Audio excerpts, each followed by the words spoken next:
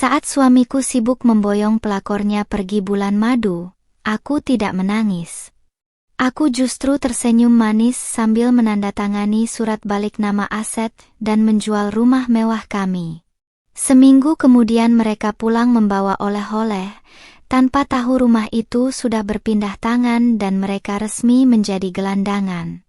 Selamat datang di cerita Nela. Absen yuk, sahabat dari mana saja nih? Jangan lupa subscribe ya. Bagi yang sudah subscribe, semoga diberi rejeki yang mengalir. Hari itu, Bandara Internasional Soekarno-Hatta begitu padat oleh lalu lalang manusia. Namun di atasku seolah ada mendung hitam yang bergelayut pekat meski matahari di luar sana bersinar terik. Aku berdiri di balik sebuah pilar beton besar, merapatkan blazer navy yang kupadukan dengan pashmina hitam lilit, mencoba menyembunyikan diri dari pandangan sepasang manusia yang sedang tertawa lepas di dekat loket check-in. Pria yang mengenakan kemeja pantai bermotif tropis itu adalah Mas Restu, suamiku, pria yang 3 tahun lalu mengucapkan kalimat qobul di depan ayahku dengan suara bergetar penuh keyakinan. Hari ini, di tempat yang sama, dia bersiap terbang ke Bali bukan bersamaku, melainkan bersama Widya, wanita yang dengan bangga memamerkan status barunya sebagai istri kedua di media sosial sejak kemarin pagi. Hatiku sudah melampaui fase hancur, hingga kini yang tersisa hanyalah rasa kebas dan dingin yang menjalar ke seluruh aliran darahku. Aku memperhatikan bagaimana jemari Mas Restu merengkuh pinggang Widya dengan begitu protektif, sebuah gestur hangat yang sudah berbulan-bulan tidak pernah lagi kudapatkan di rumah kami. Widya, dengan gaun merah tanpa lengan yang mencolok dan riasan wajah tebal yang berlebihan, sesekali bergelayut manja di lengan suamiku sambil memamerkan tiket penerbangan kelas bisnis mereka ke arah kamera ponselnya. Mereka terlihat seperti sepasang kekasih yang paling bahagia di dunia, tidak memedulikan fakta bahwa kebahagiaan yang mereka bangun adalah hasil dari meruntuhkan fondasi rumah tangga yang telah kubangun dengan cucuran keringat dan air mata. Mas, jangan lupa oleh-olehnya ya, belikan aku tas yang kemarin kita lihat di katalog online. Suara cempreng Widya terdengar samar di antara kebisingan bandara, membuat telingaku berdenging perih. Mas Restu hanya tertawa kecil, mencium kening wanita itu dengan penuh kasih sayang, lalu mengangguk cepat seolah seluruh dunia ini adalah milik mereka berdua dan dia bersedia memberikan apa saja. Menyaksikan pemandangan itu, aku menarik napas dalam-dalam, merasakan sesak yang menghimpit dada. Namun aku menolak untuk menjatuhkan air mata di tempat umum ini karena air mataku terlalu berharga untuk mereka. Aku menyentuh permukaan pashminaku, memastikan penampilanku tetap rapi dan bertenaga, karena setelah detik ini, tidak ada lagi ruang untuk meratap atau mengemis cinta yang telah mati. Mas Restu sempat menghentikan langkahnya sebentar sebelum memasuki gerbang pemeriksaan dokumen. Dia mengeluarkan ponselnya dan tampak mengetik sesuatu dengan cepat dengan dahi berkerut. Sedetik kemudian, ponsel di dalam tas kerjaku bergetar, memunculkan sebuah pesan singkat darinya yang berisi untaian kalimat formal penuh kepura-puraan. Dek, Mas berangkat bulan madu dulu seminggu ke depan. Kamu baik-baik di rumah. Jaga diri dan tolong jangan hubungi Mas kalau tidak ada urusan yang benar-benar darurat karena Mas ingin fokus menenangkan pikiran bersama Widya. Begitulah isi pesannya. Aku membaca baris demi baris teks tersebut dengan senyum sinis yang mengembang di bibirku, menyadari betapa murahnya harga sebuah kesetiaan di mata pria yang dulu sangat kuhormati ini. Tanpa berniat membalas pesan tidak berguna itu, aku melangkah mundur, berbalik arah memunggungi gerbang keberangkatan dengan langkah kaki yang mantap dan tegas. Setiap ketukan sepatu hak tinggiku di atas lantai marmer bandara, seolah menjadi genderang perang yang mulai kutabuh di dalam benakku sendiri. Mas Restu mengira dia telah memenangkan pertempuran ini dengan berhasil memaksaku menandatangani izin poligami di bawah ancaman perceraian dan pembagian harta yang tidak adil. Dia mengira aku adalah istri penurut yang akan duduk bersimpuh di sudut kamar, menangisi nasib sambil meratapi kepergian mereka yang sedang memadu kasih di hotel mewah tepi pantai. Padahal, keputusan untuk melepaskan mereka pergi tanpa keributan adalah bagian dari skenario besar yang telah kususun dengan sangat matang sejak sebulan yang lalu. Begitu aku keluar dari pintu kaca bandara, lambaian tangan seorang pria paruh baya berpakaian rapi menyambutku di dekat area parkir eksekutif. Dia adalah Pak Baskoro, pengacara keluarga yang selama ini membantuku. Di dalam mobilnya yang sejuk, selembar map tebal berwarna merah sudah diletakkan di atas kursi penumpang, siap untuk kubuka dan kuperiksa kembali isinya sebelum eksekusi dimulai.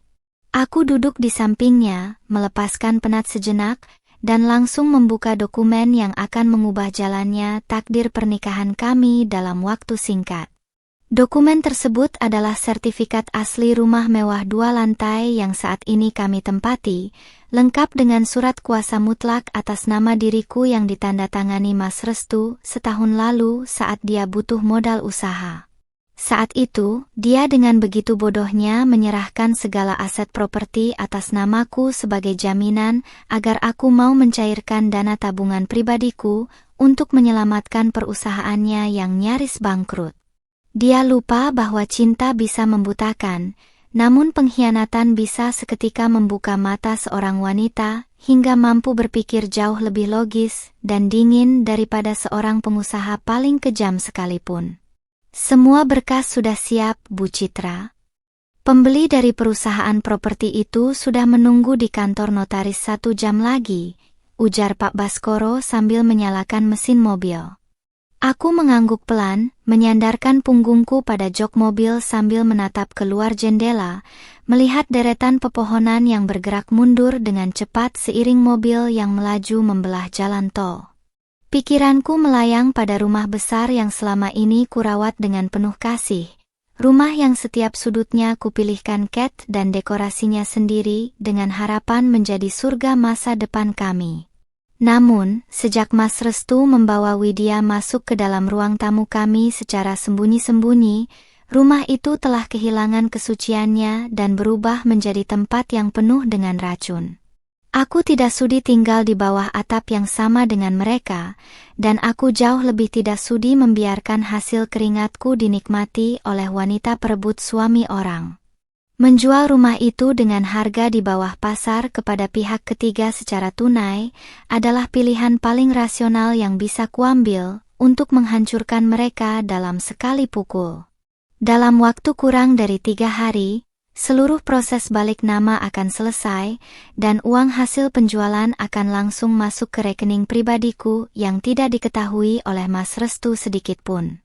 Mas Restu begitu yakin bahwa posisi hukumnya aman, karena dia merasa memiliki hak sebagai kepala rumah tangga yang bisa mengatur segalanya sesuka hati.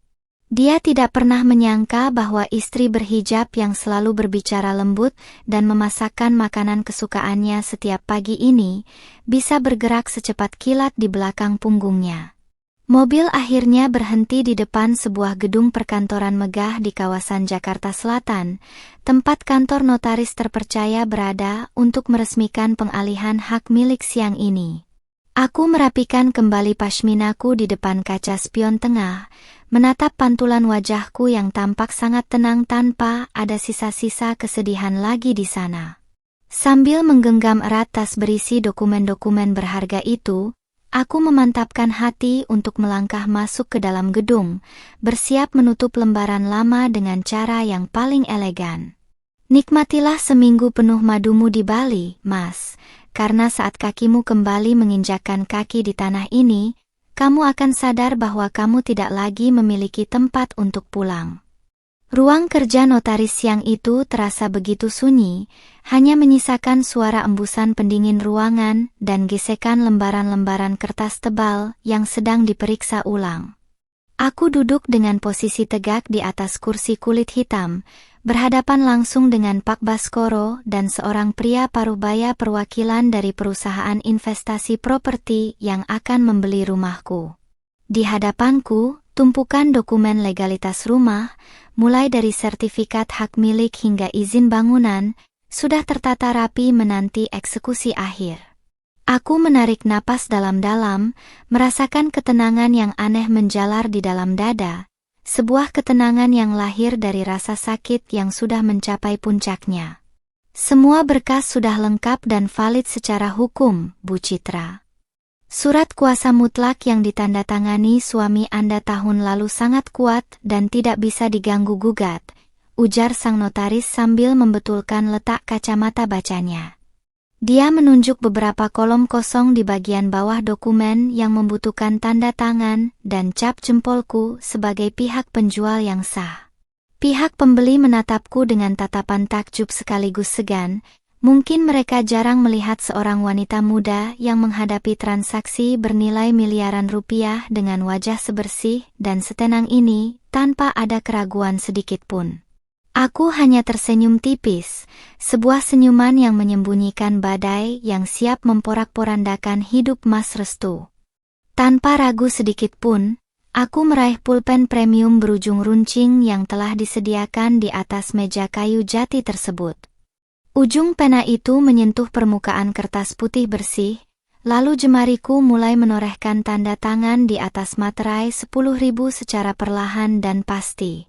Setiap goresan tinta hitam itu terasa seperti sebuah palu hakim yang mengetok akhir dari pengabdianku yang sia-sia kepada pria yang sedang bersenang-senang di Bali sana. Aku tahu tindakan ini akan mengubah hidup kami selamanya, namun aku tidak merasa bersalah sedikit pun karena Mas Restu sendiri yang telah menghancurkan benteng pertahanan rumah tangga kami terlebih dahulu dengan membawa Widya masuk ke dalamnya.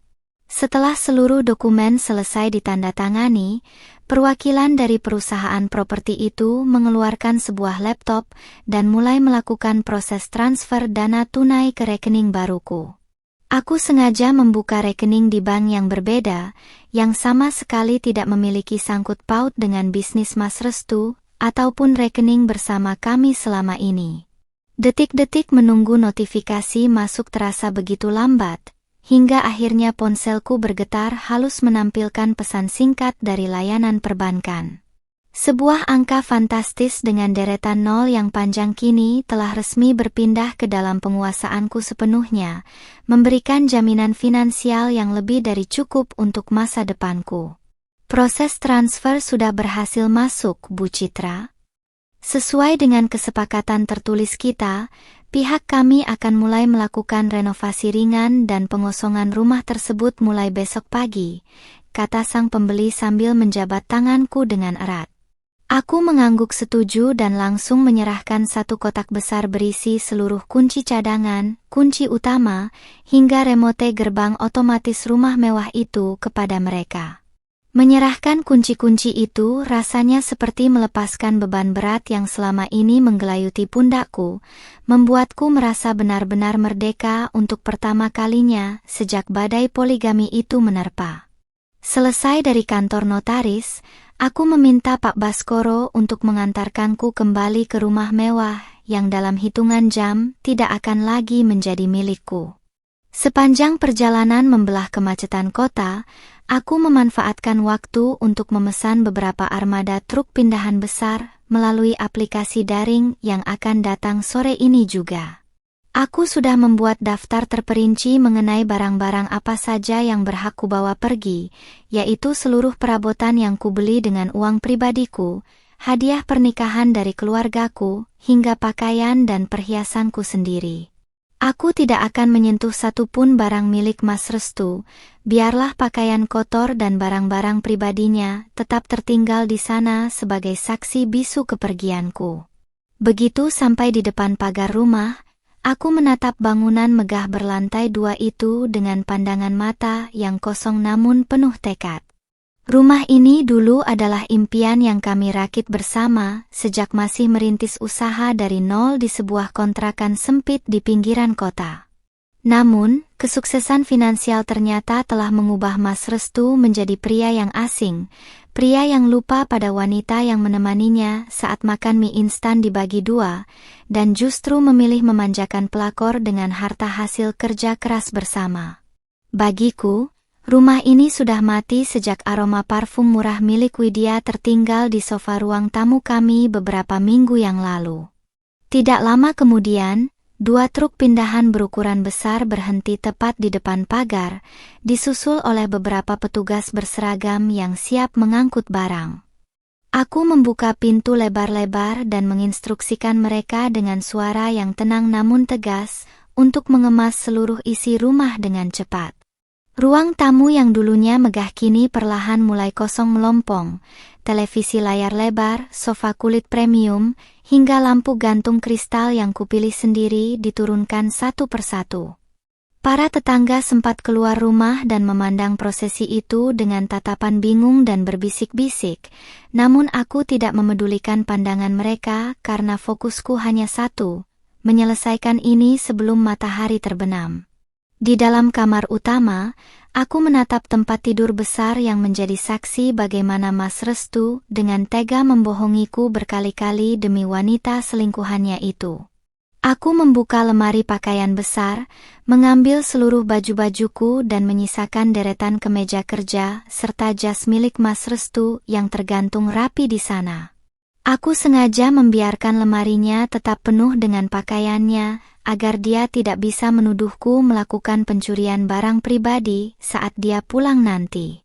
Sebelum melangkah keluar dari kamar itu untuk terakhir kalinya, aku menyempatkan diri berkaca sejenak, merapikan jilbabku, dan tersenyum puas melihat kamar yang kini tampak asing dan dingin. Ketika senja mulai menyapa dan truk terakhir sudah terisi penuh, aku berjalan ke halaman depan untuk menemui perwakilan tukang dari pemilik rumah yang baru. Mereka sudah bersiap memasang papan pengumuman besi berukuran besar yang akan ditanam tepat di sebelah pagar tanaman depan rumah. Dengan suara dentuman martil yang keras, papan bertuliskan properti ini telah dijual berpindah tangan, dilarang masuk tanpa izin, resmi berdiri dengan kokohnya. Aku memandang papan itu dengan kepuasan yang mendalam, lalu melangkah masuk ke dalam mobil jemputanku tanpa sekalipun menoleh ke belakang, meninggalkan masa lalu yang hancur menuju babak baru yang telah kusiapkan.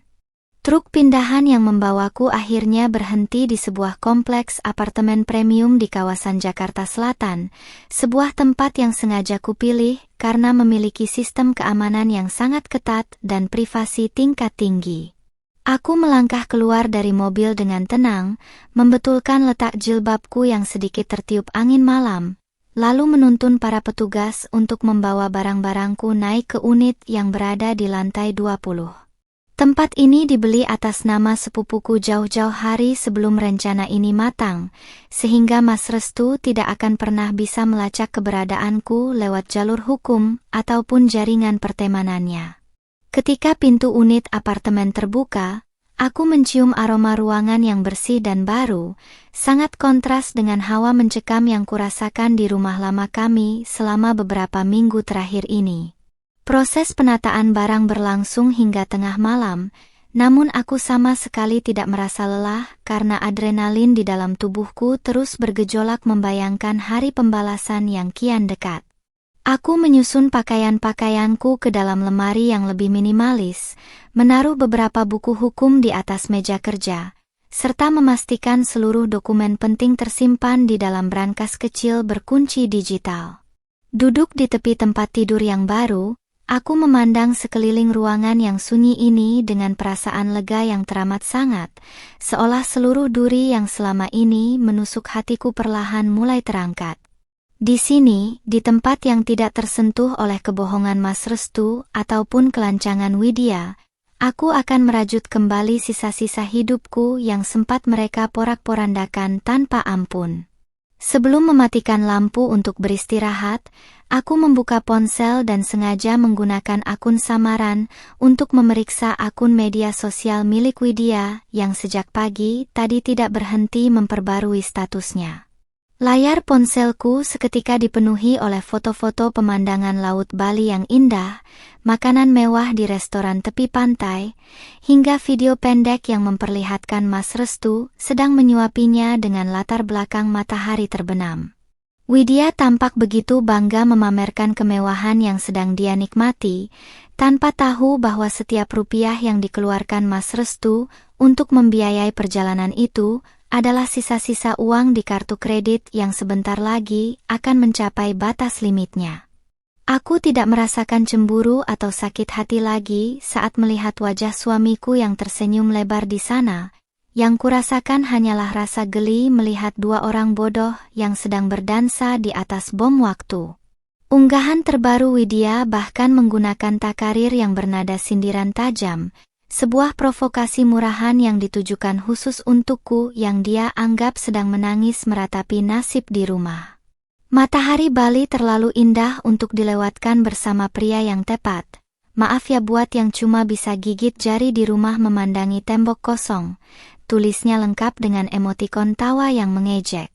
Kolom komentarnya segera dipenuhi oleh ucapan selamat dari teman-temannya yang sama sekali tidak tahu bahwa pria yang bersanding dengannya adalah suami orang yang direbut dengan cara yang licik. Aku hanya tersenyum dingin membaca kalimat itu, membayangkan bagaimana ekspresi wajah sombong wanita itu ketika seminggu lagi dia mendapati bahwa tembok kosong yang dia sindir benar-benar telah menjadi kenyataan, bahkan tanpa menyisakan atap untuk mereka berteduh. Keesokan paginya, saat aku sedang menikmati secangkir teh hangat di balkon apartemen, ponselku berdering menampilkan nama Mas Restu di layarnya, sebuah panggilan yang sudah bisa kutebak tujuannya. Aku sengaja membiarkannya berdering hingga 3 kali sebelum akhirnya menggeser tombol hijau dan menempelkannya ke telinga dengan suara yang dibuat sedatar mungkin. Halo Dek? Kamu di mana? Ini Mas mau tanya. Berkas laporan keuangan perusahaan yang biasanya ada di laci meja kerja Mas kok nggak ada ya? Widya mau lihat buat belajar bantu-bantu di kantor katanya. Suara Mas Restu terdengar tanpa beban, seolah dia tidak baru saja membuang istrinya demi berlibur dengan wanita lain.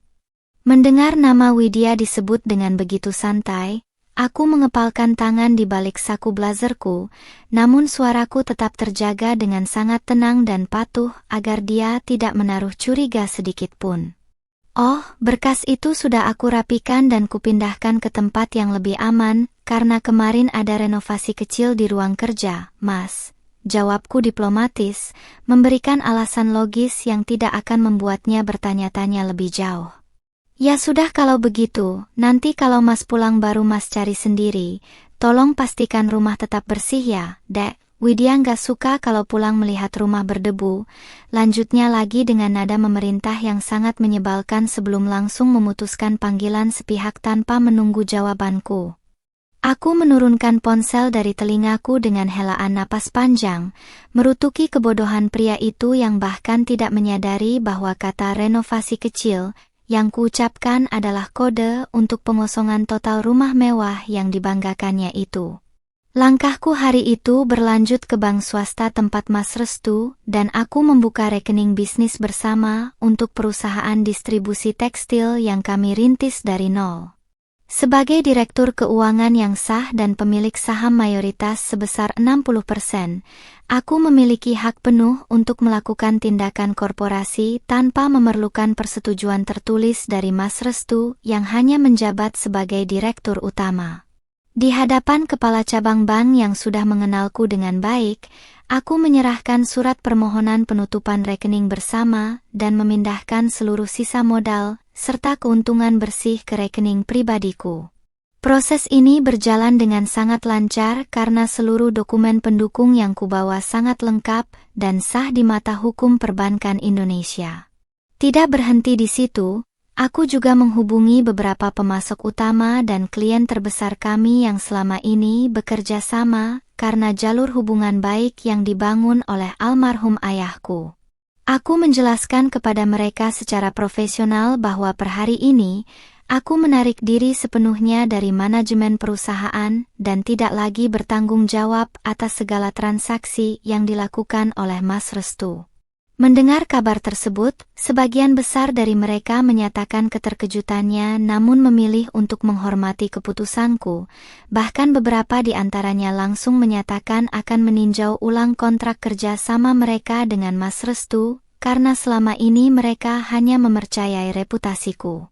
Dengan tindakan ini, aku tidak hanya menguras isi dompet Mas Restu, tetapi juga perlahan-lahan memotong urat nadi bisnis yang menjadi sumber kesombongannya selama ini. Menjelang sore, sebuah pesan singkat masuk dari perwakilan pemilik baru rumah lama kami, mengabarkan bahwa proses pembongkaran interior dan pengecatan ulang fasad rumah sudah mulai berjalan hari ini. Mereka juga melampirkan beberapa foto yang memperlihatkan papan pengumuman kepemilikan baru telah terpasang dengan kokoh di depan pagar, menggantikan nama Mas Restu yang dulu terpampang di sana. Beberapa tetangga kompleks sempat meneleponku untuk menanyakan apa yang terjadi karena melihat truk-truk material berdatangan ke rumah, namun aku hanya menjawab dengan tenang bahwa rumah itu sudah kujual dan aku sudah pindah ke luar kota. Aku bisa membayangkan betapa gemparnya lingkungan perumahan elit itu, namun hal itu justru menguntungkanku karena gosip yang beredar akan mempercepat kehancuran reputasi sosial Mas Restu saat dia kembali nanti. Malam kembali menjemput, dan aku berdiri di dekat jendela kaca besar apartemenku, memandangi kerlip lampu kota Jakarta yang membentang luas di bawah sana seperti hamparan permata. Waktu terus berjalan, dan kini hanya tersisa 4 hari lagi sebelum masa bulan madu penuh kepalsuan yang dinikmati Mas Restu dan Widya berakhir di Pulau Dewata. Rasa lelah dan sakit hati yang sempat menggerogoti jiwaku selama berbulan-bulan kini telah sepenuhnya bermutasi menjadi kekuatan yang dingin dan terukur. Aku mengusap permukaan pashmina hitamku sambil tersenyum menatap langit malam, meyakinkan diriku sendiri bahwa keadilan tidak pernah datang terlambat bagi mereka yang mau bergerak dengan kepala dingin dan strategi yang matang. 3 hari menjelang kepulangan Mas Restu, aku melangkah masuk ke area gedung perkantoran tempat perusahaan distribusi tekstil kami bernaung. Mengenakan pashmina instan berwarna abu-abu gelap dengan tunik panjang yang senada, aku berjalan melewati meja resepsionis dengan langkah yang tenang namun berwibawa. Beberapa karyawan yang berpapasan denganku tampak terkejut sekaligus canggung. Mereka pasti sudah mendengar desas-desus tentang pernikahan kedua bos mereka yang viral di media sosial, namun tidak menyangka akan melihatku hadir di kantor dengan wajah sebersih ini. Aku melempar senyum profesional kepada mereka, memberi isyarat bahwa operasional hari ini harus tetap berjalan seperti biasa di bawah kendaliku untuk beberapa jam ke depan. Aku langsung menuju ruang administrasi dan memanggil kepala bagian personalia serta akuntan perusahaan untuk masuk ke ruangan pribadiku. Di atas meja kerja yang bersih, aku menyerahkan surat keputusan resmi mengenai penonaktifan diriku sebagai Direktur Keuangan pertanggal hari ini, sekaligus penarikan seluruh aset pribadi yang selama ini dipinjamkan untuk operasional kantor. Kedua karyawan kepercayaanku itu saling berpandangan dengan wajah pucat, menyadari bahwa tanpa tanda tanganku, seluruh proses pencairan gaji karyawan, pembayaran vendor, dan klaim pajak yang jatuh tempo minggu depan tidak akan bisa diproses. Ibu Citra, jika Ibu menarik diri sekarang, perusahaan bisa macet total dalam waktu 3 hari, ujar sang akuntan dengan suara bergetar menahan cemas. Saya tahu, dan itulah tujuan saya yang sebenarnya. Jadi kalian tidak perlu merasa bersalah karena ini adalah urusan pribadi antara saya dan Mas Restu, jawabku dengan nada bicara yang sangat halus namun tidak menerima bantahan sedikit pun.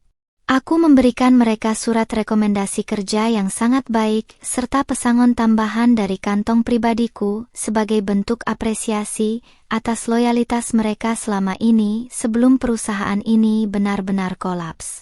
Aku menyarankan mereka untuk segera mencari pekerjaan baru sebelum badai hukum dan finansial menggulung tempat ini saat Mas Restu mendarat nanti.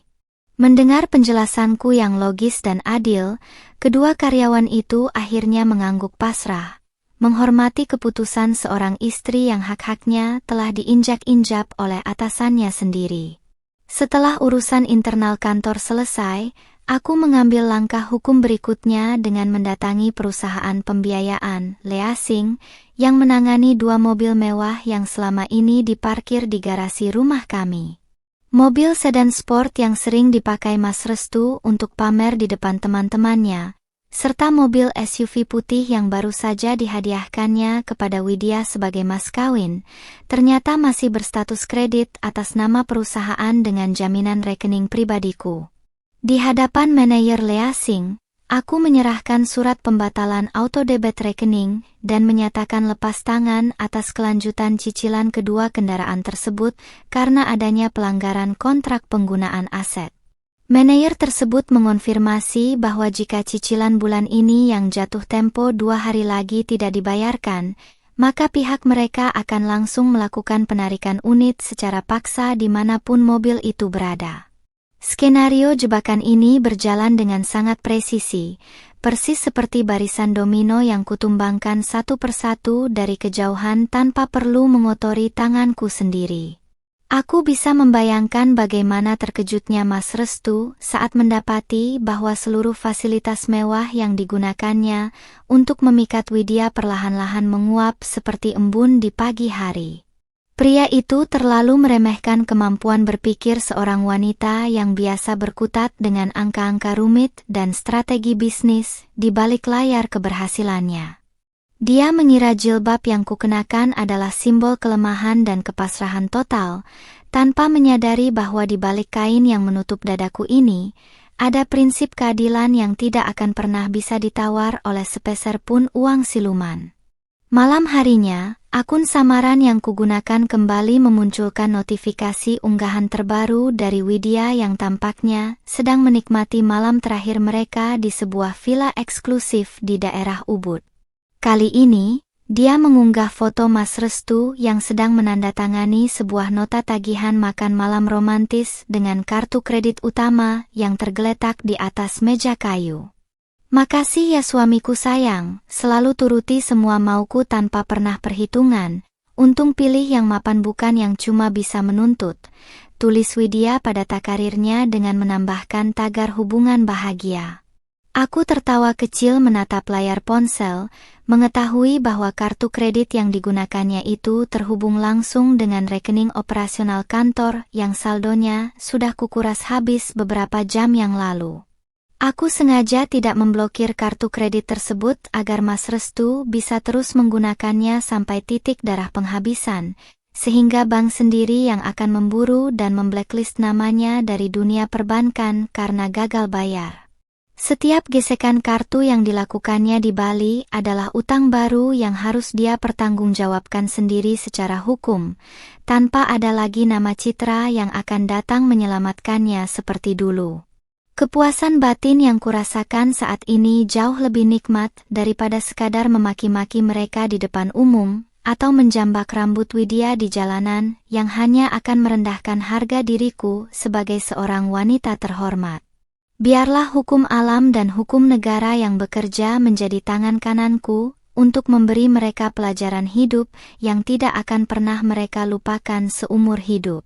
Keesokan paginya, aku menyempatkan diri datang ke sebuah butik busana muslimah milik sahabat karibku, Maya, untuk sekadar melepas penat dan mencari suasana baru yang positif.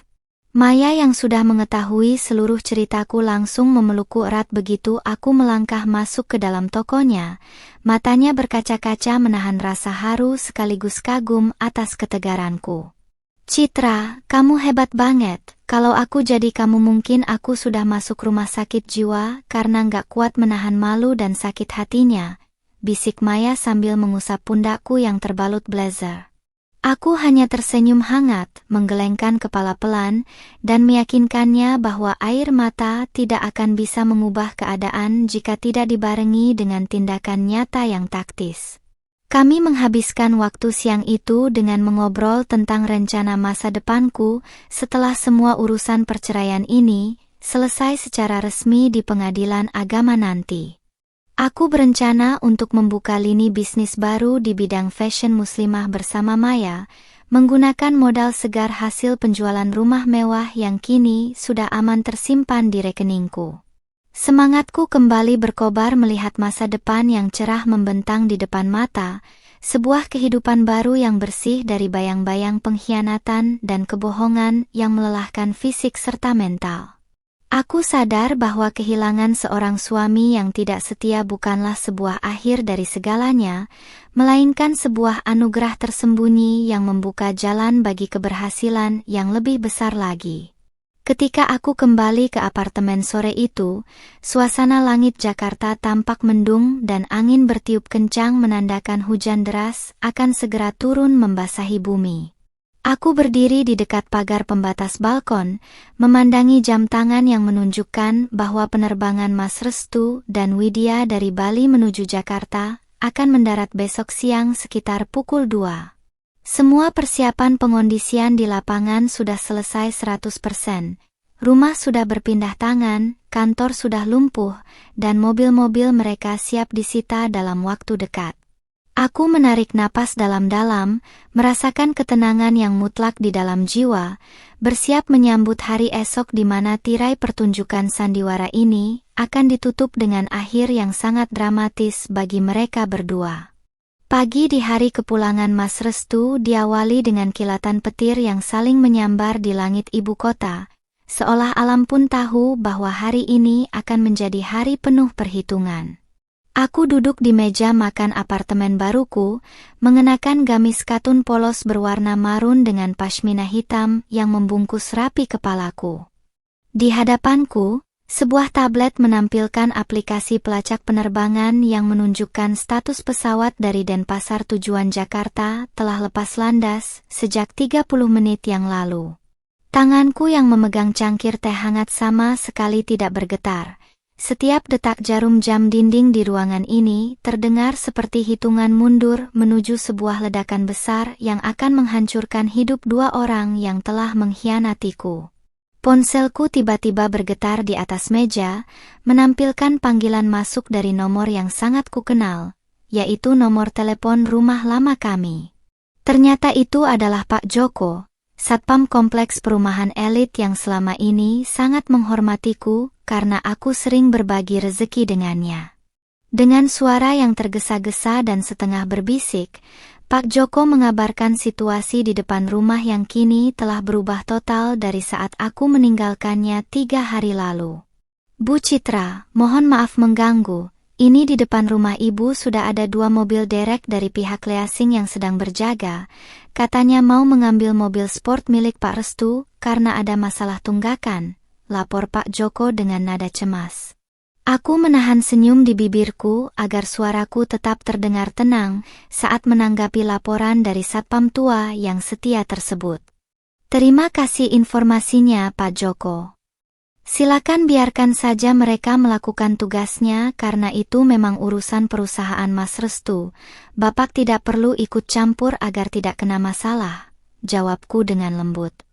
Pak Joko terdengar mengembuskan napas lega, lalu mengiyakan petunjukku sebelum mengakhiri panggilan dengan penuh sopan santun.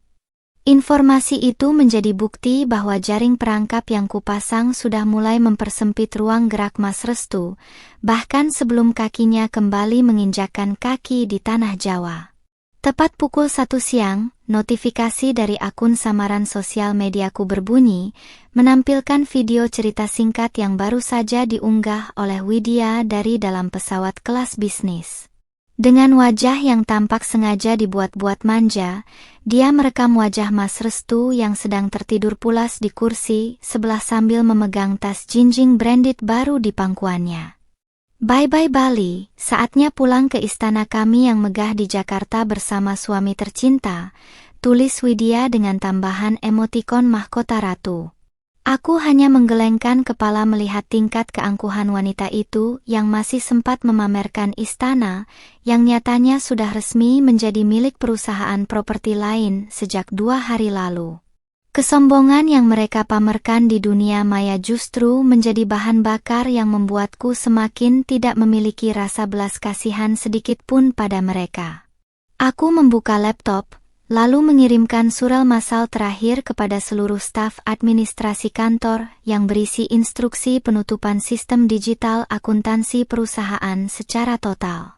Dengan tindakan ini, seluruh akses Mas Restu terhadap rekening operasional, data pelanggan, hingga sistem pembayaran elektronik kantor resmi terputus secara permanen. Mulai detik ini, perusahaan distribusi tekstil yang dibanggakannya itu hanyalah sebuah cangkang kosong yang tidak memiliki nilai jual atau kekuatan finansial apapun lagi di pasar. Selesai memutus akses kantor, aku beranjak menuju cermin besar di kamar utama untuk memastikan penampilanku siang ini tetap terlihat segar dan tanpa celah.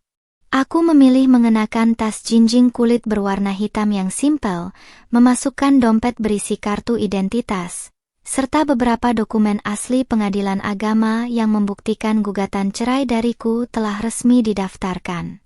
Aku tidak ingin tampil seperti seorang istri yang depresi atau habis menangis. Aku harus terlihat sebagai pemenang mutlak yang siap mengambil kembali seluruh harga diri dan hak finansial yang sempat dicuri. Kepercayaan diri ini memancar kuat dari mataku yang tenang, sebuah ketenangan yang hanya dimiliki oleh orang-orang yang telah selesai dengan rasa sakitnya.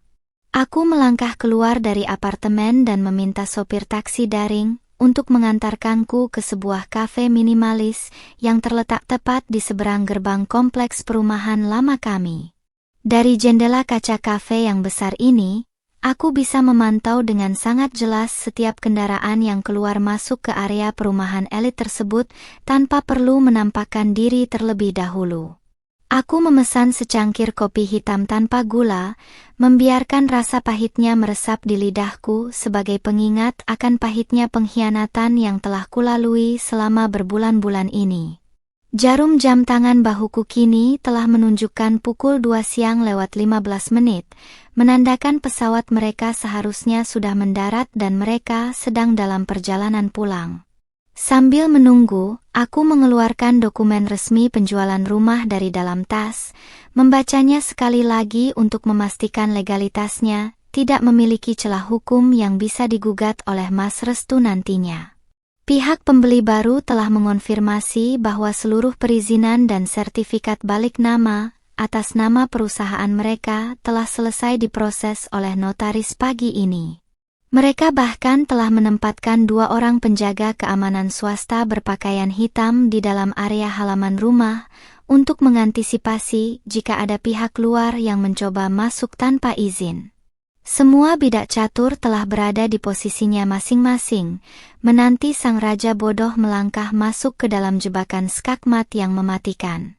Sekitar pukul 3 sore, sebuah taksi bandara berukuran besar tampak melaju perlahan memasuki gerbang kompleks perumahan, membawa tumpukan koper besar di atas kapnya. Dari kejauhan, aku bisa melihat dengan jelas siluet Mas Restu yang duduk di kursi depan di samping sopir, serta Widya yang sibuk membetulkan riasan wajahnya di kursi belakang.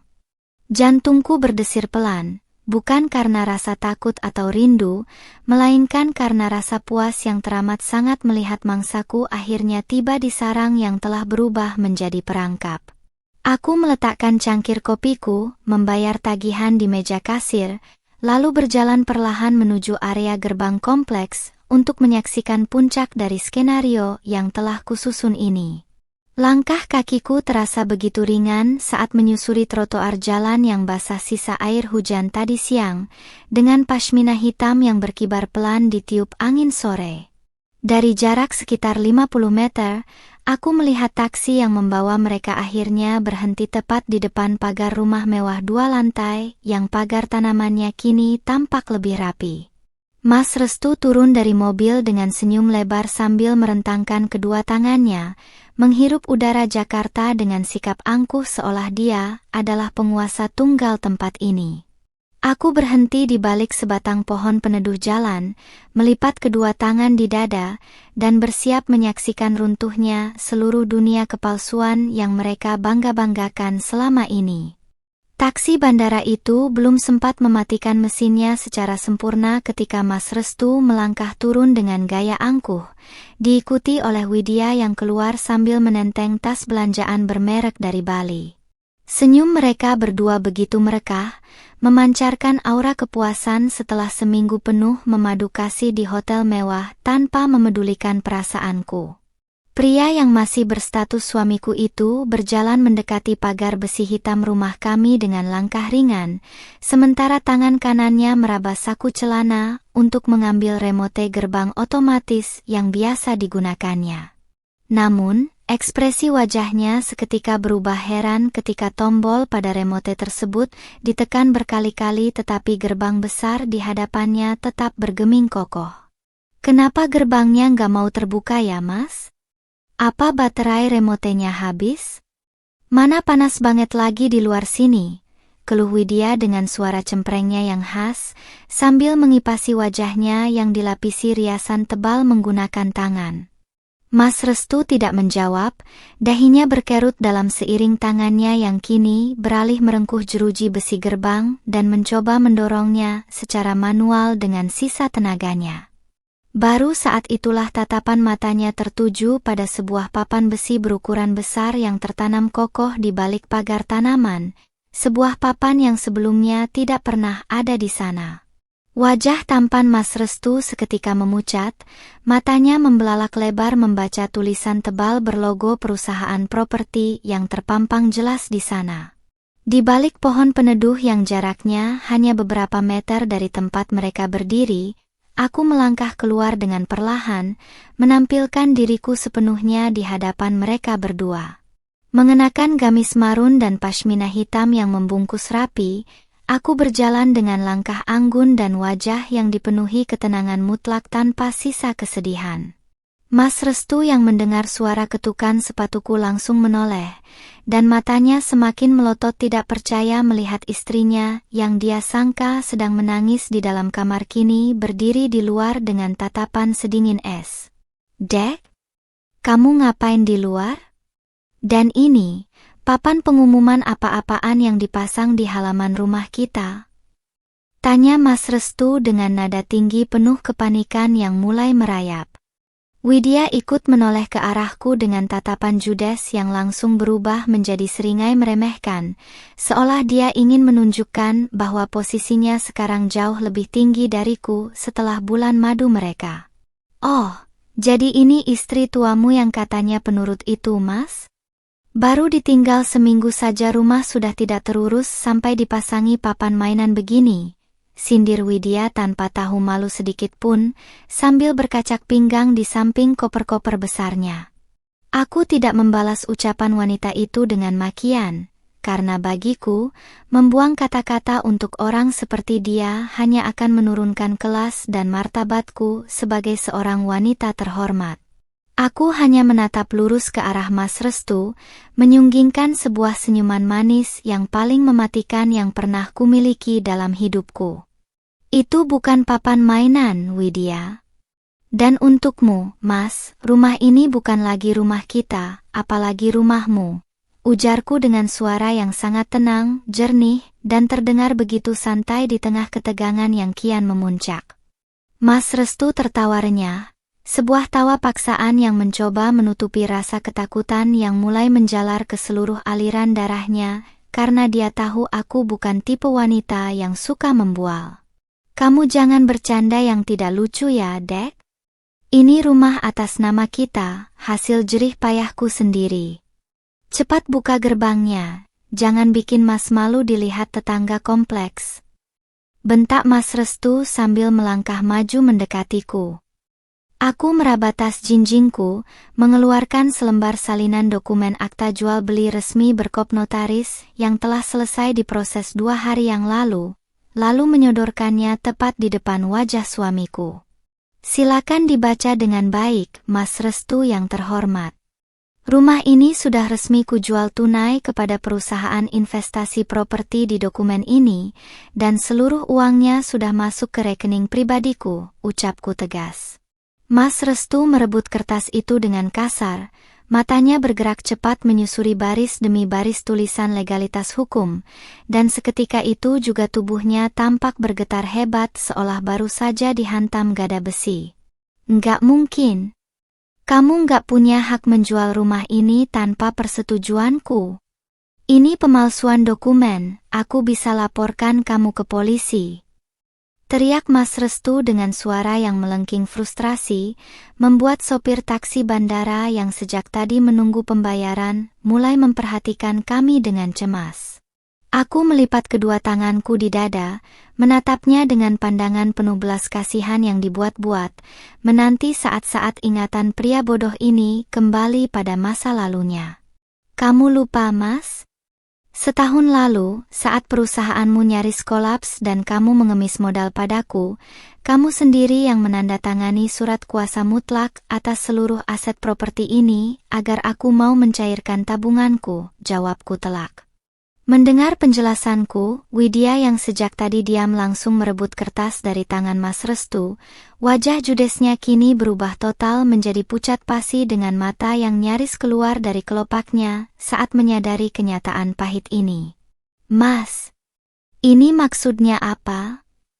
Jadi rumah mewah yang kamu pamerkan ke aku ini sudah dijual oleh perempuan ini? Terus kita mau tinggal di mana? Jerit Widya histeris, menjatuhkan tas belanjaan mahalnya begitu saja ke atas trotoar yang kotor. Mas Restu tidak mampu menjawab pertanyaan istri barunya. Dia hanya bisa menatapku dengan tatapan kosong, menyadari bahwa senjata yang dia berikan setahun lalu kini telah berbalik menghujam jantungnya sendiri. Tepat pada saat kepanikan melanda mereka, sebuah mobil patroli dari perusahaan pembiayaan leasing, disusul dengan mobil derek besar berhenti tepat di belakang taksi bandara mereka dengan sirene yang menyala pelan. Dua orang petugas berbadan tegap turun dengan membawa berkas penarikan unit, langsung menghampiri Mas Restu tanpa memedulikan drama rumah tangga yang sedang terjadi. Selamat sore, Pak Restu. Kami dari pihak leasing ingin melakukan penyitaan paksa atas 2 unit kendaraan dinas perusahaan karena cicilan bulan ini gagal bayar akibat penutupan rekening otomatis, ujar petugas itu dengan tegas. Mas Restu seolah kehilangan seluruh kekuatannya, lututnya lemas hingga dia terpaksa bersandar pada badan taksi bandara agar tidak ambruk ke atas jalanan yang dingin. Di sampingnya, Widya mulai menangis histeris, memaki-maki keadaan dan menyalahkan Mas Restu yang dia anggap telah membohonginya dengan janji-janji kemewahan palsu selama di Bali. Aku menyaksikan pemandangan kacau itu dengan perasaan puas yang luar biasa mendalam, merasakan bahwa setiap tetes air mata dan rasa sakit yang kukubur dalam diam kini telah terbayar lunas. Aku membetulkan letak pashmina hitamku, berbalik arah memunggungi mereka berdua yang kini resmi menjadi tontonan gratis para tetangga kompleks, meninggalkan mereka yang mulai merangkak masuk ke dalam lubang kehancuran. Suasana di depan pagar rumah mewah yang kini telah berpindah tangan itu semakin kacau berantakan, persis seperti panggung sandiwara komedi yang mengenaskan. Widya menjerit-jerit histeris menolak tas dan barang belanjaannya dipindahkan ke atas trotoar, sementara para petugas leasing dengan cekatan mulai memasang rantai besi pada roda mobil sedan sport milik Mas Restu. Sopir taksi bandara yang sejak tadi menyaksikan keributan itu akhirnya ikut turun, menagih ongkos perjalanan dari bandara dengan suara keras karena khawatir penumpangnya tidak bisa membayar. Mas Restu hanya bisa berdiri mematung dengan pandangan kosong, meraba-raba dompetnya dengan tangan gemetar di tengah kepungan masalah yang datang bertubi-tubi. Aku melangkah mundur beberapa meter, menjaga jarak aman agar gamis marunku tidak terkena debu dari gesekan ban mobil derek yang mulai bergerak menjauhkan kendaraan mewah tersebut. Mengetahui bahwa suamiku tengah bersusah payah mencari uang tunai untuk membayar taksi, aku mengeluarkan selembar uang 100 ribuan dari dompet kecilku dan menyerahkannya langsung kepada sopir taksi yang tampak kesal itu. Ini ongkosnya, Pak, beserta tip untuk Bapak karena sudah mengantar mereka dengan selamat sampai ke tempat pembantaian ini, ucapku lembut dengan senyuman yang sangat ramah. Sopir taksi itu menerima uangnya dengan mata berbinar, mengucapkan terima kasih berkali-kali, lalu segera memacu mobilnya pergi meninggalkan sepasang manusia yang kini telantar. Begitu taksi itu melaju pergi, Widya langsung berlutut di atas trotoar sambil memegangi koper-koper besarnya, Air matanya luntur merusak riasan wajah tebal yang dibanggakannya selama di Bali. Wajah judes dan angkuh yang dia tunjukkan beberapa menit lalu kini lenyap total, berganti dengan ekspresi ketakutan yang mendalam akan masa depan yang mendadak buram. Mas Restu, kamu keterlaluan. Kamu bilang kamu pengusaha sukses yang punya segalanya. Tapi kenapa sekarang mobil kita diambil dan rumah ini malah dijual oleh perempuan ini? Teriak Widya sambil memukul lengan Mas Restu dengan tas jinjingnya yang mulai kotor terkena cipratan air. Mas Restu yang mulai tersadar dari keterkejutannya seketika mengalihkan pandangan matanya ke arahku, tatapannya penuh dengan kemarahan, frustrasi, sekaligus keputusasaan yang mendalam. Dia melangkah lebar mendekatiku, mencoba meraih pergelangan tanganku, namun dengan sigap aku melangkah mundur dan memberikan isyarat kepada dua penjaga swasta yang berjaga di dalam pagar untuk bersiaga. Kedua pria berbadan kekar itu langsung berdiri tegak di hadapan Mas Restu, membuat nyali suamiku seketika menciut dan menghentikan langkahnya dengan napas yang memburu. Citra, tega kamu ya? Kamu sengaja melakukan semua ini untuk mempermalukan aku dan Widya di depan umum. Bentak Mas Restu dengan urat leher yang menegang. Tega? Kata itu tidak pantas keluar dari mulut seorang pria yang dengan tega membawa wanita lain masuk ke dalam pernikahan kita tanpa memedulikan perasaanku, Mas. Jawabku dengan suara yang lantang dan tegas, bergema di antara dinding-dinding kompleks yang sepi. Aku menatapnya lurus-lurus, membetulkan letak pashmina hitamku yang sedikit bergeser karena embusan angin sore yang kian dingin. Apa yang kulakukan hari ini hanyalah mengambil kembali apa yang memang menjadi hakku, sementara apa yang menimpamu sekarang adalah hasil dari keserakahan dan kebodohanmu sendiri yang terlalu meremehkan seorang istri. Lanjutku tanpa ada keraguan sedikit pun. Mas Restu meraba saku ke meja pantainya, mengeluarkan ponsel pintar miliknya lalu mencoba melakukan panggilan telepon, kemungkinan besar menghubungi kepala bagian akuntan atau sekretarisnya di kantor. Namun, dari raut wajahnya yang kian panik, aku tahu dia hanya mendengarkan nada tidak aktif, karena seluruh nomor operasional kantor telah dinonaktifkan sejak siang tadi. Pria itu mencoba membuka aplikasi perbankan digitalnya untuk memeriksa saldo, namun layarnya hanya menampilkan pesan error akibat penutupan rekening bersama yang telah kuproses di bank tempo hari. Seluruh akses finansialnya telah lumpuh total, menjadikannya seorang pria tanpa daya yang tidak memiliki kekuatan apapun lagi di kota besar ini. Citra, tolonglah, kita bisa bicarakan ini baik-baik di dalam, jangan seperti ini.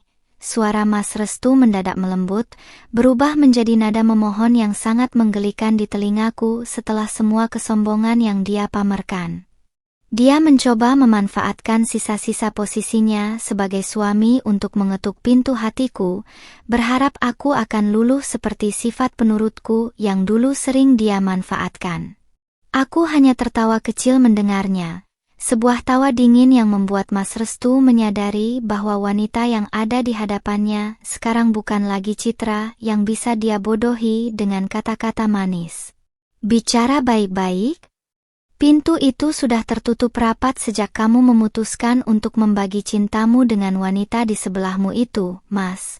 Ujarku sambil menunjuk Widya yang masih menangis sesenggukan di atas trotoar.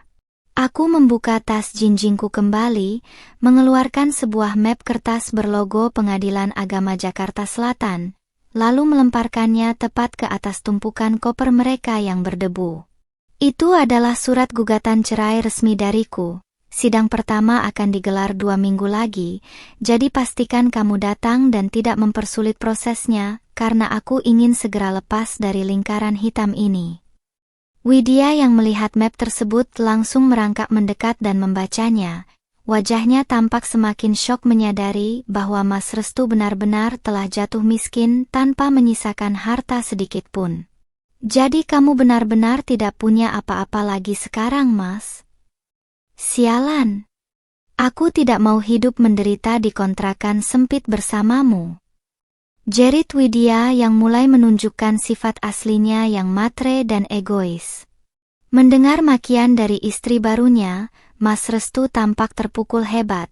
Dia tidak menyangka wanita yang dipujanya dan dibelanya mati-matian di depan keluarga kini langsung berbalik menghinanya saat badai kehidupan datang menerpa. Langit Jakarta kian menggelap dan rintik hujan mulai turun membasahi bumi, seolah memberikan tanda bahwa pertunjukan sore ini telah usai dengan kemenangan mutlak di tanganku. Aku membalikkan badan dengan anggun, merapatkan blazer dan pashminaku dari terpaan angin malam, lalu melangkah menuju mobil jemputan daring yang sudah menungguku di ujung jalan kompleks. Di belakangku, suara pertengkaran hebat antara Mas Restu dan Widya yang saling menyalahkan terdengar bersahut-sahutan di bawah guyuran air hujan yang kian deras. Selamat menikmati hasil pilihanmu, Mas, karena ini baru awal dari neraka dunia yang harus kamu jalani bersama pilihan hidupmu yang baru. Hujan turun semakin lebat membasahi aspal kompleks perumahan, melarutkan sisa-sisa kemewahan yang baru saja dipamerkan oleh pasangan pengantin baru itu. Di dalam mobil jemputan yang melaju tenang meninggalkan kompleks, aku menyandarkan kepala pada kaca jendela yang berembun, menatap rintik air yang berkejaran di luar. Ponsel di dalam tas jinjingku terus bergetar tanpa henti, memunculkan belasan panggilan tidak terjawab dari Mas Restu, serta rentetan pesan singkat yang isinya berubah-ubah dari makian kasar hingga permohonan maaf yang mengiba. Aku menggeser layar ponsel ke mode hening, menolak memberikan panggung sekecil apapun bagi pria yang kini tengah menuai badai dari benih pengkhianatan yang ia tanam sendiri. Mobil membawaku kembali ke apartemen premium tempat perlindungan baruku yang hangat dan sunyi, jauh dari hiruk-pikuk drama yang baru saja kusaksikan. Setelah membersihkan diri dan mengganti pakaian dengan gamis katun yang nyaman, aku menyeduh secangkir coklat hangat lalu duduk di depan laptop untuk memeriksa perkembangan terbaru di media sosial. Benar saja, spekulasi mengenai status kepemilikan rumah mewah kami sudah mulai ramai dibicarakan di grup obrolan lingkungan kompleks, bahkan beberapa tetangga sempat memotret momen penyitaan mobil oleh pihak leasing. Reputasi Mas Restu sebagai pengusaha muda yang sukses dan terpandang kini telah hancur lebur dalam hitungan jam, menyisakan cibiran dan gunjingan dari orang-orang sekitar. Sementara itu, akun samaran yang kugunakan menampilkan pemandangan yang tak kalah dramatis pada halaman profil Widya yang biasanya penuh dengan kemewahan tiruan. Wanita itu baru saja menghapus seluruh foto-foto bulan madu romantis mereka di Bali yang diunggahnya selama seminggu terakhir, kemungkinan besar karena malu dan tertekan oleh komentar-komentar sindiran yang mulai berdatangan. Tak lama kemudian, Widya mengunggah sebuah status berlatar belakang hitam pekat tanpa foto, berisi kalimat penuh kekecewaan dan kemarahan yang ditujukan kepada Mas Restu. Ternyata semua cuma topeng, janji manis di awal nyatanya cuma bawa malapetaka dan kemiskinan, menyesal seumur hidup. Tulisnya yang langsung menuai tanda tanya dari pengikutnya. Keesokan paginya, dampak dari pemutusan urat nadi bisnis yang kulakukan 2 hari lalu mulai menunjukkan taringnya yang paling mematikan bagi karir Mas Restu. Pak Baskoro meneleponku untuk mengabarkan bahwa kantor distribusi tekstil milik Mas Restu telah didatangi oleh perwakilan dari 2 vendor utama yang menuntut kejelasan pembayaran barang yang sudah jatuh tempo. Karena rekening operasional telah kukuras habis dan dibekukan, Mas Restu tidak mampu melunasi kewajiban tersebut, yang memicu kemarahan para vendor hingga mereka mengancam akan membawa kasus ini ke jalur hukum pidana atas dugaan penipuan. Karyawan administrasi yang tersisa pun memilih untuk melakukan aksi mogok kerja massal karena menyadari perusahaan tersebut sudah berada di ambang kebangkrutan total. Siang harinya, saat aku sedang meninjau rancangan bisnis fashion muslimah baruku bersama Maya di sebuah kedai kopi, sebuah nomor tidak dikenal berulang kali mencoba menghubungiku. Setelah panggilan keempat, Aku akhirnya memutuskan untuk mengangkatnya, dan suara bariton yang terdengar serak serta penuh tekanan di ujung telepon langsung membuatku mengenali pemiliknya. "Citra, tolong Mas, Dek. Mas benar-benar menemui jalan buntu sekarang. Kantor disegel vendor, mobil disita, dan Widya pergi meninggalkan Mas ke rumah orang tuanya setelah tahu semua aset sudah tidak ada," ucap Mas Restu dengan suara yang bergetar menahan tangis, kehilangan seluruh keangkuhan yang biasa ia tunjukkan. Mendengar ratapan pria yang dulu sangat kuhormati itu, aku tidak merasakan sedikit pun dorongan emosi untuk merasa iba atau ingin membantunya kembali seperti masa-masa sulit kami dulu. Itu adalah konsekuensi dari jalan hidup yang kamu pilih sendiri, Mas. Saat kamu memutuskan untuk berbagi tempat dengan wanita lain, kamu seharusnya sudah siap kehilangan segala hal yang kamu bangun bersamaku, jawabku dengan nada bicara yang datar, dingin, dan tanpa riak kemarahan. Suaraku yang begitu tenang justru membuat Mas Restu semakin frustrasi di seberang sana, menyadari bahwa ruang negosiasi di antara kami telah benar-benar musnah. "Tapi Mas tidak punya tempat tinggal sekarang, Citra. Uang di dompet Mas bahkan tidak cukup untuk menyewa kamar hotel atau kontrakan yang layak. Tegakkah kamu melihat suamimu menjadi gelandangan di kota ini?" Potong Mas Restu setengah berteriak, mencoba memanipulasi rasa bersalahku menggunakan status suaminya. Aku menarik napas pendek, membetulkan letak pashmina hitamku, lalu menyunggingkan senyum sinis yang tidak bisa ia lihat dari balik sambungan telepon ini. Pria dewasa yang berani mengambil keputusan untuk berpoligami seharusnya mempunyai kemampuan finansial untuk menghidupi kedua istrinya, bukan malah mengemis pada istri yang sudah dikhianatinya, balasku menohok. Aku langsung memutuskan panggilan sepihak sebelum Mas Restu sempat mengeluarkan untayan kalimat pembelaan diri lainnya yang hanya akan membuang-buang waktu berhargaku.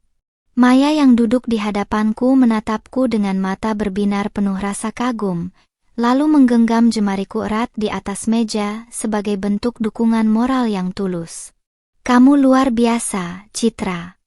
Ketegasanmu benar-benar membuat pria egois itu sadar bahwa perempuan berhijab yang lembut tidak bisa diinjak-injak harga dirinya sesuka hati," ujar Maya dengan senyum bangga yang merekah di wajahnya. Sore harinya, Pak Baskoro mengirimkan salinan dokumen resmi dari Pengadilan Agama yang menyatakan bahwa surat panggilan sidang perdana perceraian kami telah berhasil dikirimkan dan diterima oleh Mas Restu di alamat kantornya yang kini sepi. Proses hukum ini akan berjalan cepat karena aku tidak menuntut harta gonogini apapun, mengingat seluruh aset berharga yang sah secara hukum telah berhasil kupindahkan dan kuasai sepenuhnya sebelum gugatan didaftarkan. Aku hanya menginginkan kebebasan mutlak dari status pernikahan yang beracun ini, agar aku bisa melangkah ke depan tanpa ada lagi beban masa lalu yang menggelayuti setiap langkah kakiku. Ketika malam kembali menyelimuti kota Jakarta, aku berdiri di balkon apartemen sambil memandangi hamparan lampu jalanan yang berkilauan diterpa angin malam yang berembus pelan. Aku menyentuh kain pashminaku, merasakan aliran kedamaian yang mendalam mengalir di dalam dada, sebuah perasaan merdeka yang sudah sangat lama tidak kurasakan sejak badai rumah tangga itu melanda. Mas Restu kini harus berjuang sendirian menghadapi jeratan utang, tuntutan hukum, dan kekecewaan dari pelakor pilihannya di tengah keterpurukan finansial yang teramat sangat. Keadilan telah menemukan jalannya sendiri, dan aku siap menyambut hari esok dengan lembaran hidup baru yang jauh lebih bersih, berkah, dan bermartabat. 2 minggu berlalu dengan cepat, dan hari yang kunantikan akhirnya tiba juga di Pengadilan Agama Jakarta Selatan.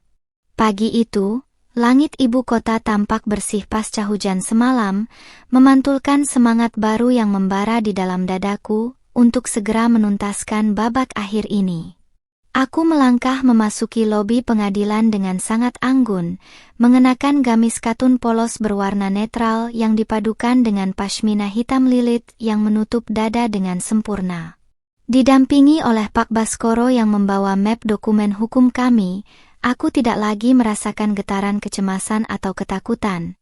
Langkah kakiku mantap, menandakan kesiapan mental seorang wanita yang telah sepenuhnya menang atas masa lalunya.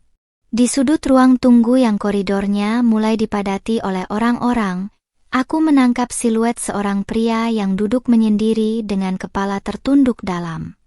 Pria itu adalah Mas Restu. Namun penampilannya kini sudah berubah drastis dari sosok pengusaha klimis dan angkuh yang kulihat di bandara 2 minggu lalu. Kemeja batik yang dikenakannya tampak agak kusam dan longgar, rambutnya berantakan tanpa gel, dan gurat wajahnya menyiratkan kelelahan mental serta stres yang teramat sangat. Ketika dia menyadari kehadiranku dan mendongak, matanya yang berkaca-kaca langsung menatapku dengan pandangan penuh kerinduan sekaligus penyesalan yang mendalam, sebuah tatapan yang sudah tidak memiliki pengaruh apapun lagi pada hatiku. Mas Restu langsung bangkit dari kursinya dan berjalan tergesa-gesa menghampiriku, mengabaikan tatapan heran dari beberapa orang di sekitar kami. "Citra? Dek, akhirnya kamu datang," bisiknya dengan suara yang serak dan bergetar hebat, mencoba meraih ujung lengan gamisku namun langsung dihalangi dengan sopan oleh pembawaan tegas Pak Baskoro. Aku hanya berdiri diam dengan wajah datar, menjaga jarak aman, dan menatapnya sedingin es tanpa ada niat untuk membalas sapaannya dengan kehangatan yang dulu selalu kuberikan secara cuma-cuma. Pria di hadapanku ini bukan lagi suamiku, melainkan orang asing yang harus segera kuhapus dari daftar kehidupanku. "Citra, tolong dengarkan Mas sebentar saja sebelum sidang dimulai, Mas mohon dengan sangat," ucapnya dengan nada mengemis. Air matanya mulai menggenang di sudut kelopak matanya yang menghitam karena kurang tidur. Widya sudah resmi meninggalkan Mas dan kembali ke daerah asalnya setelah tahu rumah dan mobil sudah tidak ada. Dia bahkan membawa sisa uang tunai yang Mas miliki di dompet. "Mas benar-benar sendirian sekarang, Dek," luntang-lantung menumpang di rumah teman karena kantor sudah disegel total oleh kurator. Ratap Mas Restu tanpa malu lagi memamerkan kehancurannya di tempat umum. Mendengar nama Widya disebut dengan akhir yang begitu mengenaskan, aku sama sekali tidak terkejut karena sifat asli wanita perebut itu sudah bisa kubaca sejak awal pertemuan mereka. "Lalu, apa hubungannya semua penderitaanmu itu denganku, Mas Restu?" Tanyaku dengan suara yang sangat tenang, jernih, dan tanpa emosi, membuat Mas Restu tersedak oleh kata-katanya sendiri. "Kamu yang memilih untuk membuka pintu bagi wanita itu, kamu yang memilih untuk menikmati bulan madu mewah saat aku terluka, jadi sudah sepatutnya kamu juga yang menikmati buah dari pilihanmu tanpa perlu melibatkanku lagi," lanjutku menohok langsung ke pusat penyesalannya. Mas Restu menggelengkan kepalanya frustrasi, air matanya kini benar-benar luruh membasahi pipinya yang tampak lebih tirus dari biasanya. "Mas hilaf, Dek. Mas baru sadar kalau hanya kamu istri yang tulus menerima Mas dari nol, yang selalu ada saat Mas susah, sementara Widya hanya mengincar harta yang kuperlihatkan. Tolong beri Mas kesempatan kedua, kita bangun lagi semuanya dari awal. Mas janji akan menceraikan Widya secara resmi jika kamu mau kembali," pintanya dengan untaian janji manis yang kini terdengar seperti lelucon murahan di telingaku. Aku menarik napas dalam-dalam, membetulkan letak pashmina hitamku yang sedikit tertiup angin dari pintu terbuka, lalu menatapnya dengan tatapan penuh belas kasihan yang dibuat-buat. Kesempatan kedua tidak pernah ada untuk sebuah pengkhianatan yang direncanakan dengan sadar, Mas. Pernikahan kita bukan lembaran kertas yang bisa kamu remas lalu kamu luruskan kembali tanpa meninggalkan bekas cacat, ujarku dengan ketegasan yang mutlak, meruntuhkan sisa-sisa harapan yang masih membayang di wajah suamiku. Tepat pada saat itu, petugas pengadilan dengan pengeras suara memanggil nomor perkara kami untuk segera memasuki ruang sidang utama lantai 1. Aku langsung membalikkan badan, berjalan mendahuluinya tanpa sekalipun menoleh ke belakang untuk melihat air matanya yang terus mengalir sia-sia. Mas Restu mengikuti dari belakang dengan langkah kaki yang gontai dan bahu yang merosot jatuh, seolah dia sedang berjalan menuju tiang gantungan yang akan memutus seluruh sisa kejayaannya sebagai seorang pria. Di dalam ruang sidang yang sunyi dan berwibawa, jajaran majelis hakim telah bersiap di balik meja tinggi mereka untuk memulai proses peradilan ini. Sidang perdana yang beragenda mediasi itu berjalan dengan sangat cepat dan efisien karena dari pihakku sama sekali tidak mengajukan tuntutan yang rumit atau berbelit-belit. Ketika hakim ketua menanyakan apakah ada peluang untuk berdamai, aku menjawab dengan suara yang lantang, jelas, dan tanpa keraguan bahwa keputusan ceraiku sudah bulat 100%. Mas Restu sempat mencoba memberikan pembelaan dan memohon penundaan, namun bukti-bukti pelanggaran komitmen pernikahan serta dokumen tertulis yang diajukan Pak Baskoro membuat majelis hakim langsung melanjutkan proses ke tahap pembacaan gugatan tanpa hambatan berarti. Setelah keluar dari ruang sidang, aku merasakan kebebasan yang sesungguhnya mulai merayap masuk dan memenuhi seluruh rongga dadaku yang selama ini sesak. Aku memandang Mas Restu untuk terakhir kalinya di selasar gedung pengadilan, memberikan sebuah senyuman perpisahan yang menandakan akhir dari segala bentuk pengabdianku. Selamat menjalani hidup barumu yang penuh perjuangan, Mas. Semoga kamu belajar bahwa harga sebuah kesetiaan seorang istri tidak akan pernah bisa dinilai dengan materi. Ucapku sebelum melangkah pergi meninggalkan gedung pengadilan menuju masa depanku yang cerah dan mandiri. 6 bulan sejak ketukan palu hakim di pengadilan agama meresmikan status jandaku, kehidupanku telah berubah 180 derajat menuju arah yang jauh lebih gemilang. Halaman demi halaman kelam dari masa laluku bersama Mas Restu telah kututup rapat, berganti dengan lembaran baru yang kutulis dengan tinta kemandirian, kedamaian, dan kebahagiaan sejati. Di sebuah pusat perbelanjaan ternama di kawasan Jakarta Selatan, aku berdiri mengamati etalase kaca yang memajang koleksi terbaru dari lini busana muslimah yang kubangun dari nol bersama Maya. Hari ini adalah acara peluncuran agung atau grand opening butik eksklusif kami, sebuah perayaan atas kemenangan mutlak dari seorang wanita yang bangkit dari keterpurukan pengkhianatan. Mengenakan gaun sutra premium berpotongan elegan berwarna dusty pink yang dipadukan dengan hijab voal senada, aku menyambut para tamu undangan dan rekan bisnis dengan senyum yang merekah sempurna. Tidak ada lagi gurat kesedihan atau sisa-sisa kelelahan mental di wajahku. Yang terpancar kini hanyalah aura seorang pemimpin wanita yang cerdas, berkelas, dan penuh percaya diri. Keberhasilan bisnis ini tentu saja sangat didukung oleh suntikan modal segar dari hasil penjualan rumah masa laluku, sebuah keputusan logis nan berani yang kini berbuah manis dan berlipat ganda. Keputusanku untuk berpikir dengan kepala dingin di tengah badai poligami dulu terbukti menjadi langkah terbaik yang menyelamatkan masa depanku dari kebangkrutan. Di tengah gemerlapnya acara peluncuran tersebut, aku sempat berbincang dengan seorang relasi bisnis lama yang tanpa sengaja membawakan kabar terbaru mengenai nasib mantan suamiku. Mas Restu, pria yang dulu dengan angkuh memamerkan kemapanannya, kabarnya kini bekerja sebagai tenaga pemasaran lepasan dengan gaji yang hanya cukup untuk makan sehari-hari. Ia harus berpindah dari satu rumah kos murah ke rumah kos lainnya, berjuang mati-matian melunasi sisa-sisa utang penalti leasing dan tunggakan vendor yang terus mengejarnya bagai bayangan kelam. Perusahaan distribusi tekstil yang dulu dibangga-banggakannya kini telah resmi dinyatakan pailit oleh pengadilan niaga, tidak menyisakan aset sepeser pun untuk menopang sisa hidupnya. Tidak hanya itu, Widya yang dulu dengan sombong memamerkan gaya hidup sosialita di media sosial kini harus menelan pil pahit kehidupan yang sesungguhnya di kampung halamannya.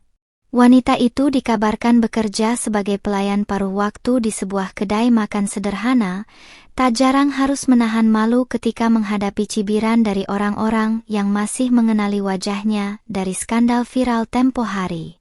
Ambisinya untuk hidup mewah secara instan dengan merebut suami orang justru mengantarkannya pada kemiskinan yang jauh lebih parah dari sebelum ia bertemu dengan Mas Restu. Karma ternyata benar-benar bekerja dengan cara yang sangat rapi, menuntut ganti rugi atas setiap tetes air mata yang sengaja mereka buat mengalir dari mataku. Mengetahui kehancuran mereka tidak lantas membuatku tertawa puas di atas penderitaan orang lain, karena level kehidupanku saat ini sudah terlalu tinggi untuk sekadar mengurusi drama murahan seperti itu. Bagiku, balas dendam yang paling mematikan dan berkelas bukanlah dengan menyakiti fisik mereka atau membalas maki di ranah publik yang hanya akan merendahkan martabatku sendiri. Balas dendam terbaik adalah dengan membuktikan bahwa diriku bisa bersinar jauh lebih terang, merengkuh kesuksesan yang berlipat, ketika benalu beracun itu berhasil disingkirkan dari pohon kehidupanku. Ketenangan hatiku saat ini adalah bukti nyata bahwa melepaskan sesuatu yang rusak jauh lebih baik daripada bersusah payah mempertahankannya. Menjelang sore, saat butik mulai sedikit lengang, aku melangkah keluar menuju balkon area komersial yang menghadap langsung ke hamparan lanskap ibu kota yang sibuk. Embusan angin sore membelai wajahku dengan lembut, membawa serta sisa-sisa kenangan buruk yang kini telah menguap sepenuhnya tanpa meninggalkan luka sedikit pun di dalam rongga dada. Aku memejamkan mata, menarik napas panjang, dan mensyukuri setiap detik perjalanan panjang yang sangat menguras emosi namun terbukti sukses mendewasakan jiwaku ini. Tuhan telah menunjukkan keadilannya pada waktu yang tepat, mengganti rasa sakit yang kurasakan dengan kemerdekaan finansial dan batin yang tidak ternilai harganya. Dukungan dari sahabat terdekat dan keluarga seolah menjadi perisai tak kasat mata yang melindungiku dari kehancuran mental yang mungkin diincar oleh Mas Restu pada awal perceraian kami. Melalui seluruh ujian ini, aku berhasil membuktikan bahwa mengenakan jilbab yang menjulur menutup dada bukanlah tanda kepasrahan buta atau kelemahan seorang wanita yang bisa diinjak-injak dengan mudah. Pakaian kesopanan ini justru menjadi simbol kehormatan yang harus dijaga dengan kecerdasan, ketegasan sikap, serta logika berpikir yang matang saat hak-hak dasar kita direnggut paksa. Aku menolak gelar sebagai istri penurut jika hal itu mensyaratkan aku harus merelakan harga diriku dihancurkan oleh pria yang tidak tahu arti kesetiaan. Saat ini, tidak terbesit sedikit pun keinginan di benakku untuk terburu-buru mencari pengganti atau membuka hati bagi kehadiran pria baru dalam waktu dekat. Fokusku sepenuhnya tercurah pada kelancaran ekspansi bisnis, menyejahterakan para karyawanku, dan menjadi inspirasi bagi sesama wanita yang mungkin sedang berada di titik terendah akibat pengkhianatan pasangannya. Aku ingin mereka tahu bahwa cinta yang sesungguhnya harus senantiasa dimulai dari keberanian untuk menghargai diri sendiri secara utuh, sebelum membiarkan orang lain masuk dan mengambil peran dalam kehidupan kita. Kebahagiaan sejati tidak pernah bergantung pada status pernikahan, melainkan pada bagaimana kita berdamai dengan diri kita sendiri. Maya menghampiriku di balkon dengan membawa 2 gelas minuman dingin, menyodorkan salah satunya padaku sambil memberikan pelukan singkat dari samping yang terasa sangat menghangatkan. Kami bersulang pelan untuk merayakan kerja keras berbulan-bulan yang akhirnya terwujud nyata dalam bentuk deretan busana menawan yang kini digandrungi banyak pelanggan. Kehadiran sahabat sejati seperti Maya jauh lebih berharga dibandingkan 1000 janji manis dari seorang pengkhianat yang hanya pandai merangkai kebohongan. Kami menatap cakrawala Jakarta bersama-sama, menyadari bahwa badai sebesar apapun pasti akan berlalu dan menyisakan pelangi yang indah bagi mereka yang menolak untuk menyerah pada keadaan. Matahari Jakarta mulai tenggelam di ufuk barat, menyisakan semburat jingga kemerahan yang begitu memesona, persis seperti babak baru masa depan yang sedang kugenggam erat saat ini. Skenario perlawanan yang kususun dalam diam saat mereka asyik berbulan madu dulu kini telah tuntas 100%, membalikkan takdir dari seorang istri yang terbuang menjadi ratu di kerajaannya sendiri. Selamat menikmati sisa hidupmu di dasar jurang penyesalan, Mas Restu, bersama dengan bayang-bayang keegoisanmu yang akan menghantuimu seumur hidup. Karena di sini, di tempat yang tidak akan pernah bisa kau jangkau lagi, mantan istrimu ini telah berhasil membangun istananya sendiri jauh di atas awan, tak tersentuh dan berjaya.